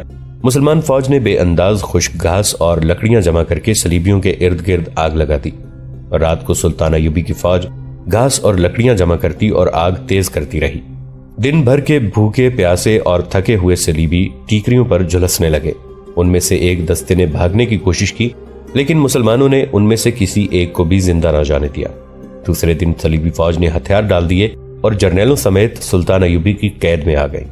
सुल्तान अयूबी की फौज के दूसरे 3 हिस्से मुख्तलिफ जगहों पर इस किस्म की जंग लड़ रहे थे कि कभी सलीबियों के पहलू पर हमला करते और निकल जाते और कभी अकब पर हमला करके इधर उधर हो जाते। 1-2 प्यादा दस्ते इस अंदाज से दुश्मन के सामने रहे कि आगे बढ़ते और पीछे हटाते। इस सारा दुश्मन हित्तीन के मैदान में आ गया, मगर उस वक्त तक वो और उनके घोड़े प्यास से अधमुए हो चुके थे। सुल्तान अयूबी ने अपने प्लान की इस कड़ी पर कार्रवाई शुरू की जो उन्होंने हित्तीन के लिए बनाया था। यह भी जुमा का मुबारक दिन था। उन्हें पहले से जासूसों ने, जिनमें कुलसूम और बकर काबिल जिक्र हैं, यह बता दिया था कि 7 सलीबियों ने इत्तेहाद कर लिया है। लिहाजा सुल्तान अयूबी की जंगी ताकत जो थी सो थी। उन्होंने अपनी चालों, फौज की तकसीम, छापामारों के इस्तेमाल, देखभाल के इंतजाम और मैदान जंग में बर्क रफ्तार नकलो हरकत के अंदाज में रद्दोबदल और कारगर तरीके और दाव सोच लिए थे। दुश्मन को वो बड़ी खूबी से हित्तीन में ले आए थे। इर्द गिर्द की कलाबंदियों और आबादियों पर वो काबिज हो चुके थे। पानी उनके कब्जे में था اور اب موسم کا قہر ان کے حق میں تھا۔ دشمن جب حطین میں آیا تو وہ جان نہ سکا کہ وہ سلطان ایوبی کی نہایت خوبی سے تقسیم اور ڈپلوائے کی ہوئی فوج کے نرغے میں آ گیا ہے۔ سلطان ایوبی کے چھاپہ ماروں نے دشمن کی دیکھ بھال کی چوکیوں اور گشتی جیشوں، آؤٹ پوسٹوں اور رسد کے لیے قیامت برپا کر رکھی تھی۔ رات کو وہ دشمن کو نہ آرام کرنے دیتے تھے، نہ جرنیلوں کو سوچنے کی مہلت دیتے تھے۔ 4 جولائی 1187 عیسوی کے روز سلطان ایوبی کی فوج کے درمیانی حصے نے آمنے سامنے حملہ کیا۔ ٹیکریوں کی وجہ سے میدان جنگ تنگ تھا۔ صلیبی ادھر ادھر سے آگے بڑھنے کی کوشش کرتے تو مسلمانوں کا لائٹ رسالہ حرکت میں آ جاتا۔ تیر انداز بلندیوں پر تھے جہاں سے وہ صلیبیوں پر تیروں کا می برسا رہے تھے۔ سلطان ایوبی کی کیفیت یہ تھی کہ کبھی اوپر جاتے کبھی نیچے آتے اور ان کے سبا رفتار قاصد پیغام لا اور لے جا رہے تھے۔ صلیبی نائٹوں کو زرہ بختر جلا رہی تھی۔ ان کے گھوڑے پیاسے تھے، پانی سامنے نظر آ رہا تھا جو پیاس کو بڑھا رہا تھا۔ صلیبیوں نے کمک منگوا کر ایک جوابی حملہ کیا جو ان کی آخری امید تھی۔ جہاں انہوں نے حملہ کیا وہاں کی کمان تقی الدین کے ہاتھ تھی۔ انہوں نے حملہ روکنے کے لیے اپنے دستوں کو نیم دائرے کی شکل میں کر دیا۔ دشمن سیدھا اور سرپٹ آیا۔ تقی الدین نے نیم دائرے کے سرے بند کر دیے اور صلیبی گھیرے میں آ گئے۔ مسلمان سواروں نے انہیں کاٹ اور کچل دیا۔ اب جنگ کی یہ صورت تھی کہ صلیبی حطین کے میدان میں دفاعی جنگ لڑ رہے تھے۔ حطین سے دور ان کا اگر کوئی دستہ رہ گیا تھا تو اسے مسلمانوں نے وہیں بیکار کر دیا تھا جہاں وہ تھا۔ یہ پہلا اور آخری موقع تھا کہ اقرا کا پادری محافظ صلیب اعظم صلیب الصلبوت کے ساتھ میدان جنگ میں موجود تھا، یعنی جس صلیب پر صلیبیوں نے اسلام کو ختم کرنے کے حلف اٹھائے تھے وہ صلیب میدان جنگ میں لائی گئی تھی، مگر صلیبی بادشاہوں نے پیٹھ دکھانی شروع کر دی۔ گیو فلوزنیان اپنے دو ساتھیوں کے ساتھ بھاگ رہا تھا کہ اسے مسلمان سواروں نے دیکھ لیا اور اسے زندہ پکڑ لیا۔ اقرا کا پادری مارا گیا اور صلیب اعظم مسلمانوں کے قبضے میں آ گئی۔ مشہور مورخوں نے اس صلیب کے متعلق کچھ نہیں لکھا۔ اس دور کی تحریروں سے پتہ چلتا ہے کہ بیت المقدس کی فتح کے بعد سلطان ایوبی نے صلیب وہاں کے عیسائیوں کو احتراماً لوٹا دی تھی۔ شام تک جنگ حطین کا فیصلہ ہو چکا تھا۔ صلیبیوں کے جانی نقصان کا کوئی شمار نہ تھا۔ باقی فوج نے ہتھیار ڈال دیے تھے۔ سلطان ایوبی کے سامنے جو قیدی لائے گئے تھے ان میں ریمانڈ کے سوا باقی 6 اتحادی تھے اور ان میں کرک کا شہزادہ ارنات بھی تھا جسے اپنے ہاتھوں قتل کرنے کی قسم سلطان ایوبی نے کھائی تھی۔ مورخ لکھتے ہیں اور اس کا تفصیلی ذکر قاضی بہاؤالدین شداد نے کیا ہے کہ سلطان ایوبی نے صلیبی بادشاہ جیفرے کو شربت پیش کیا۔ جیفرے نے آدھا شربت پی کر گلاس ارنات کو دے دیا۔ ارنات شربت پینے لگا تو سلطان ایوبی نے اپنے ترجمان سے گرج کر کہا، اس ارنات سے کہو کہ اسے میں نے نہیں اپنے بادشاہ نے شربت دیا ہے۔ عربی میزبان صرف اس دشمن کو شربت پیش کرتے ہیں جس کی وہ جان نہیں لیا کرتے، جس کی وہ جان بخشی کر دیتے ہیں۔ میں نے ارنات کو شربت پیش نہیں کیا۔ بہاؤالدین شداد لکھتا ہے کہ سلطان ایوبی کی آنکھوں سے شعلے نکل رہے تھے۔ سلطان نے ملازموں سے کہا کہ ان سب کو کھانے پر بٹھاؤ۔ جب سب کھانے والے خیمے میں جا کر کھانا کھانے لگے تو سلطان نے پھر جیفرے اور ارنات کو اپنے خیمے میں بلایا۔ انہوں نے ارنات سے کہا کہ تم ہمیشہ ہمارے رسول صلی اللہ علیہ وآلہ وسلم کی توہین کرتے رہے ہو، تمہاری نجات اس میں ہے کہ اسلام قبول کر لو۔ ارنات نے انکار کر دیا۔ سلطان ایوبی کو یہی توقع تھی۔ انہوں نے بڑی تیزی سے تلوار نکالی اور ایک ہی وار سے ارنات کا ایک بازو جسم سے الگ کر دیا اور چلا کر کہا، مردود، تو نے میرے رسول صلی اللہ علیہ وآلہ وسلم کی توہین کی۔ اگر یہ گالیاں مجھے دیتا تو آج تو زندہ ہوتا۔ مورخ لکھتے ہیں کہ سلطان ایوبی کے خیمے میں ان کے جو 3 سالار تھے انہوں نے تلواروں سے ارنات کو ختم کر دیا۔ سلطان نے نفرت کے لہجے میں حکم دیا، اس ناپاک لاش کو باہر پھینک دو۔ قاضی بہاؤالدین شداد لکھتا ہے، سلطان ایوبی نے اس کی لاش خیمے سے باہر اور اس کی روح جہنم کے اندر پھینک دی۔ بادشاہ جیفری نے اپنے اتحادی کا یہ انجام دیکھا تو اس کے چہرے پر ہوائیاں اڑنے لگیں۔ وہ سمجھ گیا کہ اب اس کی باری ہے۔ سلطان ایوبی نے اسے دیکھا تو آگے بڑھ کر اس کے کندھے پر ہاتھ رکھ دیا اور تحمل سے کہا، بادشاہ بادشاہوں کو قتل نہیں کیا کرتے، لیکن اس کے گناہ ایسے تھے کہ مجھے اسے اپنے ہاتھوں قتل کرنے کی قسم کھانی پڑی۔ آپ نہ ڈریں۔ قیدی بادشاہوں کو قیدیوں کے خیمے میں بھیج دیا گیا اور سلطان ایوبی سجدے میں گر پڑے۔ کرک کے محل میں رات خاموش تھی۔ وہاں ارنات بھی نہیں تھا اور اس کے جرنیل اور درباری بھی نہیں۔ وہاں اس کے حرم کی عورتیں تھیں، کلثوم تھی اور ان کے نوکر اور نوکرانیاں تھیں اور قلعے میں مختصر سی فوج تھی۔ ابھی ارنات کی موت کی اطلاع نہیں پہنچی تھی۔ رات کا پہلا پہر گزر چکا تھا۔ اس وقت تک کلثوم سو جاتی تھی۔ ایک عورت دبے پاؤں کلثوم کی خوابگاہ میں داخل ہوئی۔ اس کے ہاتھ میں خنجر تھا۔ وہ کلثوم کے پلنگ کے قریب پہنچی۔ कमरे में कोई रोशनी नहीं थी। औरत ने खंजर वाला हाथ बुलंद किया और पूरी ताकत से खंजर का वार किया, लेकिन उसे चीख न सुनाई दी। खंजर पलंग में उतर गया था। उसने बिस्तर पर हाथ फेरा, वहां कुलसूम नहीं थी। औरत ये समझकर कि कुलसूम निकल गई होगी, पलंग के साथ छुप कर बैठ गई। जरा सी देर बाद कमरे में दबे पांव किसी की आहट सुनाई दी, जो पलंग तक गई। औरत ने उठकर उस पर खंजर का वार किया। फौरन बाद उसके अपने पेट में खंजर उतर गया। फिर दोनों तरफ से खंजरों के वार हुए। दोनों बाहर को दौड़ी और बाहर जाकर गिर पड़ी। हरम की दूसरी औरतों ने देखा कि उनमें कुलसूम नहीं थी। ये दोनों हरम की औरतें थीं जो कुलसूम को कत्ल करने आई थीं। उस रोज दोनों ने उसके कत्ल का मंसूबा बनाया था, मगर यह गलतफहमी रही कि कत्ल करने कौन जाएगी। अंधेरे कमरे में दोनों ने एक दूसरे को कुलसूम समझा। उस वक्त कुलसूम महल से ही नहीं, करक से ही निकल गई थी। उस रोज बकर को अपने जासूस साथियों के जरिए इत्तला मिली थी कि हित्तीन में सलीबियों को बहुत बुरी शिकस्त हो रही है। करक के जासूसों ने ही बकर को मशवरा दिया था कि वो कुलसूम को लेकर निकल जाए। कुलसूम के लिए रात खले का दरवाजा खुलवाना मुश्किल नहीं था। सब जानते थे कि यह शहजादा अरनाद की चहीती है। बकर बिन मोहम्मद सेबल के रूप में उसके साथ और उसे शाही बग्गी में ले जा रहा था। हरम की कोई औरत कुलसूम को जाने नहीं दे सकती थी। शहर से दूर जाकर उन्हें वो 2 घोड़े मिल गए जो जासूसों के इंतजाम के तहत वह इंतजार में खड़े थे। बग्गी वहीं छोड़ दी गई। कुलसूम और बकर घोड़ों पर सवार हुए और गायब हो गए। दूसरे दिन रास्ते में उन्हें अपनी फौज के एक कासिद ने बताया कि सलीबियों को शिकस्त हो चुकी है। अरनाद मारा जा चुका है और सुल्तान अयूबी भी हित्तीन और नासिरा के इलाके में है। कुलसूम सुल्तान के पास जाना चाहती थी। वो झील गलेली पहुंच गए और जब कुलसूम को सुल्तान अयूबी के सामने ले जाया गया तो वो सुल्तान के पांव पर गिर पड़ी। मेरी बेटी। सुल्तान अयूबी ने उसे उठाकर शफकत से गले लगाया और कहा, मेरी इस फतह में तुम जैसी न जाने कितनी बेटियों का हाथ है। मैं उसकी लाश देखना चाहती हूं। कुलसूम ने कहा, सबकी लाशें दरिया में फेंक दी गई हैं। सुल्तान अयूबी ने कहा, उसे मैंने अपने हाथों सजा दी है। तुम्हें कल काहिरा भिजवा दिया जाएगा। मुझे अभी बहुत दूर जाना है। जहां भी रहो बेटी, मेरे लिए दुआ करती रहना कि मैं आगे ही आगे दूर ही दूर जाता रहूं और जहां शाम को सूरज डूब जाता है वहां तक अल्लाह और उसके रसूल सल्लल्लाहु अलैहि वसल्लम का पैगाम पहुंचा दूं। हित्तीन की फतह इसलिए बहुत अहम थी कि इससे सुल्तान अयूबी ने अर्ज़ फिलिस्तीन का दरवाजा तोड़ लिया और उसमें दाखिल हो गए थे। इतना वसी इलाका लेकर उनके लिए बैतुल मक़दिस की फतह आसान हो गई थी। उन्होंने इस इलाके को फौजी मुस्तक़र बना लिया और बैतुल मक़दिस की तरफ पेशकदमी की तैयारी और असलहा और रसद ज़ख़ीरा करने लगे। हित्तीन में सुल्तान सलाहुद्दीन अयूबी ने जो फतह हासिल की थी वो मामूली नौइयत की नहीं थी। 7 सलीबी हुक्मरान मुत्तहिद होकर सुल्तान अयूबी की जंगी क़ुव्वत को हमेशा के लिए खत्म करने और उसके बाद मदीना मुनव्वरा और मक्का मुअज़्ज़मा पर कब्जा करने आए थे। लेकिन वो अपनी जंगी क़ुव्वत का ये हश्र करा बैठे थे जैसे सहरा का टीला आंधी से रेत के जर्रों की सूरत में सहरा में बिखर जाता है। 4 मशहूर और ताकतवर हुक्मरान जंगी कैदी बने, जिनमें यरूशलेम यानी बैतुल मक़दिस का हुक्मरान गयोफ लौज़नियान काबिल ज़िक्र है। सलीबी फौज का मोराल टूट गया और सुल्तान अयूबी की फौज का मोराल बुलंद हो गया। जंग खत्म हो चुकी थी। छापामारों की जंग जारी थी। वो भागने वाले सलीबी सिपाहियों को पकड़ रहे थे।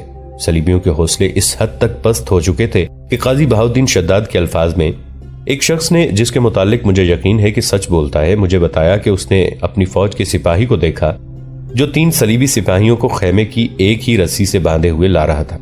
ऐसे मनाजिर तो कई एक देखने में आए कि एक एक मुसलमान सिपाही कई कई सलीबी सिपाहियों को निहत्ता करके हाँक कर ला रहा है। बाज यूरोपी मौरखों ने सलीबियों की इस शिकस्त के इस किस्म के कई वाकयात लिखे हैं और सुल्तान सलाहुद्दीन अयूबी की जंगी अहलियत को खराज तहसीन पेश किया है। बहरे रूम के साहिल पर इसराइल के शिमाल में अकरा एक मशहूर शहर था जिसे बाज ने अक्का भी लिखा है।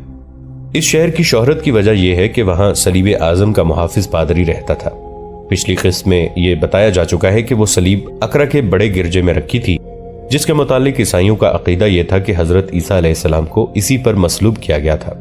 उसे सलीबुस सलाबूत कहते थे। सुल्तान अयूबी के खिलाफ लड़ने वाले, बल्कि दुनियाए अरब पर कब्जा करने के लिए लड़ने वाले ईसाई उसी सलीब पर हलफ उठाते थे, इसीलिए उन्हें सलीबी कहा गया है। हलफ उठाने वाले हर सलीबी के गले में लकड़ी की छोटी सी सलीब तावीज की तरह डाल दी जाती थी, लिहाजा जितने सलीबी फौजी जंग में गिरते थे उतनी ही सलीबें गिरती थीं। अल्लामा इकबाल रहमतुल्लाह अलैह ने इसको फसले सलीबी कहा है। हित्तीन और इसके गिरदोनवाह के मील हा मील इलाके में और इससे भी दूर दूर जहां जहां जंग लड़ी गई थी, सलीबियों की लाशें बिखरी हुई थीं। مرنے والے تڑپ تڑپ کر مر رہے تھے، معمولی طور پر زخمی ہونے والے بھی مر گئے تھے، جس کی وجہ زخم نہیں پیاس تھی۔ آہن پوش نائٹوں کے لیے زرہ بختر تنور بن گئی اور ان کی موت کا باعث بنی تھی۔ زخمیوں کو پانی پلانے والا کوئی نہ تھا، نہ کوئی ان کی مرہم پٹی کرنے والا تھا۔ ان میں مسلمان زخمی اور شہید بھی تھے، انہیں رات مشلوں کی روشنی میں اٹھا لیا گیا تھا۔ آج کے دور کا ایک مورخ اینٹونی ویسٹ اس دور کے مورخوں کے حوالے سے لکھتا ہے کہ حطین کے میدان جنگ میں لاشوں کی تعداد 30,000 سے اوپر تھی۔ لاشیں اٹھانے کا کوئی انتظام نہ کیا گیا، ان کے جو ساتھی زندہ رہے وہ جنگی قیدی ہو گئے یا تتر بتر ہو کر بھاگ گئے تھے۔ اینٹونی ویسٹ نے لکھا ہے کہ ان لاشوں کو مردار خور پرندوں اور درندوں نے کھایا۔ مردار خور اتنے نہیں تھے جتنی لاشیں تھیں۔ بہت سی لاشیں چند دنوں میں ہڈیوں کے سالم ڈھانچے میں بدل گئی تھیں۔ بلندی سے دیکھنے والوں کو حد نگاہ تک زمین ہڈیوں کی وجہ سے سفید نظر آتی تھی۔ ان ہڈیوں میں ہزاروں چھوٹی چھوٹی سلیبیں بکھری ہوئی تھیں، جیسے پکے ہوئے فصل سے پھل گر کر خشک ہو گیا ہو۔ سلطان صلاح الدین ایوبی نے یہ فصل کاٹ دی تھی۔ انہیں اس علاقے کو لاشوں سے صاف کرنے کی ضرورت نہیں تھی، کیونکہ انہیں وہاں رکنا نہیں تھا۔ ان کی منزل بیت المقدس تھی، لیکن وہ باتیں اقرا کی کر رہے تھے۔ اقرا کے متعلق ہم بتا چکے ہیں کہ صلیب الصلابوت کی بدولت اسے وہی مقام حاصل ہو گیا تھا جو ہمارے لیے مکہ معظمہ کا ہے۔ تمام صلیبی حکمران اقرا جا کر صلیب کے محافظ اعظم سے دعا لیتے اور صلیب اعظم کو چوم کر میدان جنگ میں جاتے تھے، لیکن اب یہ صلیب سلطان صلاح الدین ایوبی کے خیمے کے باہر پڑی تھی۔ اس کا محافظ اعظم پادری مارا جا چکا تھا۔ یہ بھی ایک وجہ تھی کہ صلیبی دل چھوڑ بیٹھے تھے۔ ہمیں اب سیدھا اقرا پر یلغار کرنی ہے، سلطان ایوبی نے اپنے سالاروں اور نائب سالاروں سے کہا۔ اللہ کا شکر ادا کرتا ہوں کہ مجھے پورا محفوظہ استعمال کرنے کی ضرورت نہیں پڑی۔ انہوں نے سب پر نگاہیں دوڑائیں اور مسکرا کر کہا، یہ نہ سمجھو کہ مجھے آپ کی اور آپ کے دوستوں کی تھکن کا احساس نہیں، اس کا اجر تمہیں اللہ دے گا۔ تمہارا حج مسجد اقصی میں ہوگا۔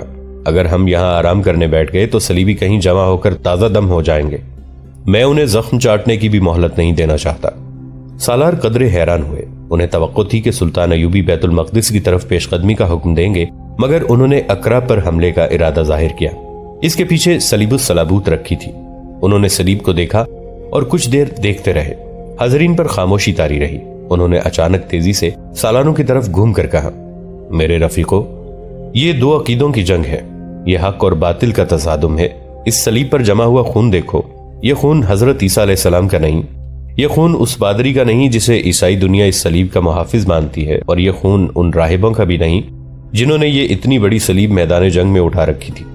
وہ سب اللہ کے سپاہیوں کے ہاتھوں مارے گئے، لیکن یہ خون ان میں سے کسی کا بھی نہیں۔ یہ باطل کا خون ہے، یہ بے بنیاد عقیدے کا اور یہ ان انسانوں کے بنائے ہوئے نظریے کا خون ہے۔ سلطان ایوبی کی آواز میں جذبات کا جوش پیدا ہو گیا۔ انہوں نے کہا، میں ہر جنگی مہم جمعے کے روز شروع کیا کرتا ہوں، پیش قدمی جمعہ کے روز کرتا ہوں۔ جمعہ مبارک دن ہے۔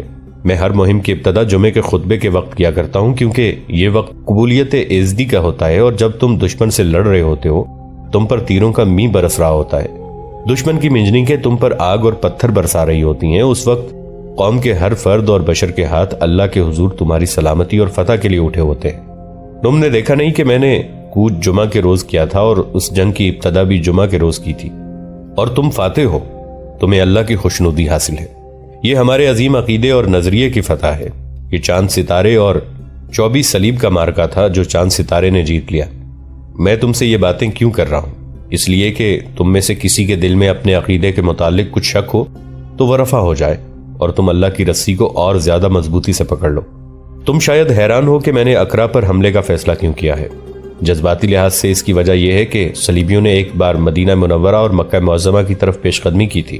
شہزادہ ارنات مکہ معظمہ سے صرف 2 کوس دور رہ گیا تھا۔ میں نے ارنات سے مکہ معظمہ کو بری نظر سے دیکھنے کا انتقام لیا ہے۔ اب مجھے صلیبیوں کے حکمرانوں اور نائٹوں سے انتقام لینا ہے۔ اقرا ان کا مکہ ہے، میں اسے تہہ تیگ کروں گا۔ مسجد اقصی کی جو بے حرمتی ہو رہی ہے میں اس کا انتقام لوں گا، اور جنگی لحاظ سے بیت المقدس سے پہلے اقرا پر قبضہ کرنا اس لیے ضروری ہے کہ اس سے صلیبیوں کے حوصلے پست ہو جائیں گے۔ سلطان ایوبی نے بہت بڑا نقشہ جو انہوں نے اپنے ہاتھ سے بنا رکھا تھا کھول کر سب کے آگے پھیلا دیا، اور حطین پر انگلی رکھ کر کہا، تم اس وقت یہاں ہو۔ وہ اپنی انگلی اس طرح اقرا تک تیزی سے لے گئے جیسے انہوں نے کچھ کاٹنے کے لیے خنجر کی نوک چلائی ہو۔ کہنے لگے، میں صلیبیوں کی حکمرانی کو 2 حصوں میں کاٹ کر ان کے حصوں کے درمیان آ جاؤں گا۔ اقرا پر قبضہ کر کے میں بیروت، حیفا، اسقلان اور چھوٹے بڑے تمام ساحلی شہروں اور قصبوں کو تباہ و برباد کر دوں گا۔ کسی بھی صلیبی کو، خواہ وہ فوجی ہے یا غیر فوجی، ان علاقوں میں نہیں رہنے دوں گا۔ ساحلی علاقوں پر قبضہ اس لیے بھی ضروری ہے کہ یورپ کی کچھ اور بادشاہیاں اپنے صلیبی بھائیوں کی مدد کے لیے اپنی فوجیں، مال و دولت اور جنگی سامان بھیجیں گی۔ ساحل تمہارا ہوگا تو دشمن کا کوئی بحری جہاز ساحل کے قریب نہیں آ سکے گا۔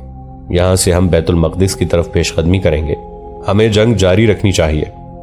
اگر آپ فلسطین اور لبنان کا نقشہ دیکھیں تو آپ کو جھیل گلیلی کے کنارے پر ہتین اور اس کے بالمقابل سمندر کے کنارے اکرا نظر آ جائیں گے۔ جنوب میں یروشلم یعنی بیت المقدس ہے۔ ہتین سے اکرا 25 میل اور ہتین سے بیت المقدس 70 میل ہے۔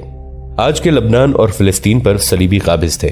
مورخ لکھتے ہیں کہ سلطان صلاح الدین ایوبی نے پلان بنایا تھا کہ ہتین سے اکرا تک اس طرح پیش قدمی کریں گے کہ راستے میں آنے والے علاقوں پر قبضہ کرتے جائیں گے اور وہاں کے صرف مسلمان باشندوں کو وہاں رہنے دیا جائے گا اور صلیبیوں کو وہاں سے نکال دیا جائے گا۔ جنگی علوم کے ماہرین نے اسے نہایت عمدہ پلان کہا ہے۔ سلطان ایوبی نے یہ پلان صلیبیوں کی جنگی قوت کو 2 حصوں میں کاٹنے کے لیے ہی بنایا تھا۔ ان کی فوج صلیبیوں کے مقابلے میں صلیبیوں کے اتنے زیادہ جانی نقصان کے باوجود کم تھی، لیکن ان کی جنگی چالیں صلیبیوں سے برتر اور نقل و حرکت کی رفتار بہت تیز تھی۔ اکرا کا دفاع بہت مضبوط ہے۔ سلطان ایوبی نے اپنے سالاروں سے کہا، ہمارے جاسوسوں نے بتایا ہے کہ وہاں جوان اور تندرست مسلمان باشندے قید میں پڑے ہیں، عورتیں اور بچے بھی قید ہیں۔ وہاں کے عیسائی شہری شہر کے دفاع میں جان کی بازی لگا کر لڑیں گے۔ چونکہ مسلمان قید میں ہیں اس لیے وہ اندر سے ہماری کوئی مدد نہیں کر سکیں گے۔ میں لمبا محاصرہ نہیں کرنا چاہتا، تمہاری یلغار طوفانی ہونی چاہیے۔ اکرا تک ہماری پیش قدمی کی حفاظت چھاپہ مار کریں گے۔ پیش قدمی پھیل کر ہوگی، راستے میں کوئی بستی آباد نہ رہے، مگر سپاہی مال غنیمت کے لیے روکیں گے نہیں۔ اس کام کے لیے الگ جیش مقرر کر دیے گئے ہیں۔ اکرا میں مسلمانوں کی حالت یہ تھی کہ کوئی بوڑھا یا اپاہج مسلمان آزاد ہوگا، باقی سب دہشت زدگی کی زندگی گزار رہے تھے۔ بہاؤالدین شداد نے ان مسلمانوں کی تعداد جو قید میں تھے 4000 سے زائد لکھی ہے۔ شداد کے علاوہ اس دور کے 2 وقائع نگاروں نے 5 اور 6000 کے درمیان لکھی ہے۔ دوسرے الفاظ میں یہ کہہ لیں کہ اکرا مسلمانوں کے لیے قید خانہ تھا۔ کسی مسلمان کی بہو بیٹی کی عزت محفوظ نہیں تھی۔ صلیبیوں کا مقصد یہ تھا کہ مسلمان چلتی پھرتی لاشیں بن جائیں اور ان کے بچوں میں مذہب اور قومیت کا احساس ہی پیدا نہ ہو۔ وہاں کی مسجدیں ویران ہو گئی تھیں۔ 4 جولائی 1187 عیسوی کے بعد وہاں کے مسلمانوں پر صلیبیوں نے ظلم و تشدد کا اضافہ کر دیا۔ گھروں میں جو مسلمان تھے انہیں بھی ہانک کر کھلے قید خانے میں لے گئے۔ یہ ایک طرح کا بیگار کیمپ تھا۔ وہاں مسلمانوں سے مویشیوں کی طرح کام لیا جاتا تھا۔ 5 جولائی 1187 عیسوی کے بعد انہیں کام کے لیے باہر نہ نکالا گیا اور ان پر پہرا سخت کر دیا گیا۔ اس سے ان بدنصیبوں نے اندازہ لگا لیا کہ صلیبیوں کو کہیں شکست ہوئی ہے یا اسلامی فوج نے شہر کا محاصرہ کر لیا ہے۔ عورتیں خدا کے حضور گڑ گڑانے لگیں، سجدوں پر سجدے کرنے لگیں، قید خانے میں سسکیاں سنائی دینے لگیں۔ ماؤں نے ننھے ننھے بچوں کے ہاتھ پکڑ کر دعا کے لیے اٹھائے اور کہا، بیٹا کہو اللہ اسلام کو فتح دے، کہو میرے اللہ باہر کے مسلمانوں کو ہمت دے کہ ہمیں ظالموں کی بستی سے نکال کے لے جائیں۔ سینکڑوں بچے اور سینکڑوں عورتیں اللہ کے حضور دست بدعا تھیں۔ بچے اپنی ماؤں کو سسکتا دیکھ کر رونے لگے تھے۔ انہیں آہو بکا سنائی دی اور اس کے ساتھ کوڑوں کے زناٹے بھی سنائی دینے لگے۔ سب سہم گئے۔ انہوں نے دیکھا کہ بہت سے قیدی لائے جا رہے تھے۔ یہ شہر کے وہ باشندے تھے جو گھروں میں تھے۔ دوستو آج کے لیے اتنا ہی۔ اسی کہانی کی اگلی قسط کے ساتھ بہت جلد حاضر ہوں گے۔ نیچے کامنٹ سیکشن میں اپنی رائے کا اظہار ضرور کیجیے گا۔ ہمارے اس چینل کو سبسکرائب کر کے نیچے موجود بیل آئیکن کو بھی ضرور کلک کیجیے گا۔ اگلی ملاقات تک کے لیے ہمارا اور آپ کا اللہ نگہبان۔